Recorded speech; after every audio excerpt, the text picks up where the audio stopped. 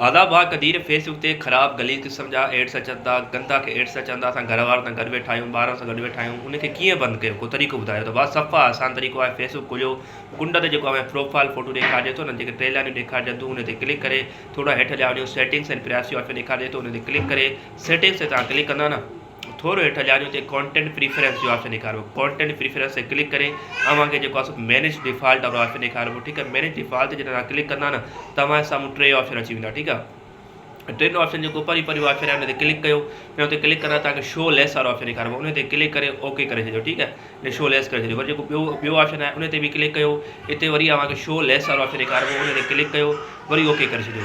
वरी आख़िरी जेको ऑप्शन आहे सेंसिटिव कॉन्टेंट, ठीकु आहे, उन ते बि क्लिक कयो, उनखे बि शो लेस करे छॾियो।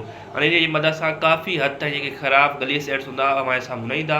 इन खां अलावा अगरि हमारे साम्हूं काई पोस्ट अची थी वञे जंहिंखे अव्हां नथा ॾिसणु चाहियो, इन अकाउंट खे जेको आहे न अॼुकल्ह इन जी ॿीहर पोस्ट हमारे साम्हूं अचे ई न, त कुंड ते जेके फ़ोटू जे मथां वीडियो मथां टे डॉट्स ठहियल हूंदा आहिनि, पॉइंटूं ठहियल हूंदा आहिनि, टुपका, उन ते क्लिक करे जेको हाइड ऑल फ्रॉम जेको उन अकाउंट जो नालो लिखंदो, उन ऑप्शन ते क्लिक कंदा न, उन खां पोइ उन अकाउंट तव्हांजे अकाउंट ते कॾहिं बि इन जी पोस्ट न ईंदी। सो हीअ सेटिंग करे छॾियो, कॾहिं बि तव्हांजे साम्हूं जेको आहे सो काफ़ी हद ताईं फ़र्क़ु पइजी वेंदो।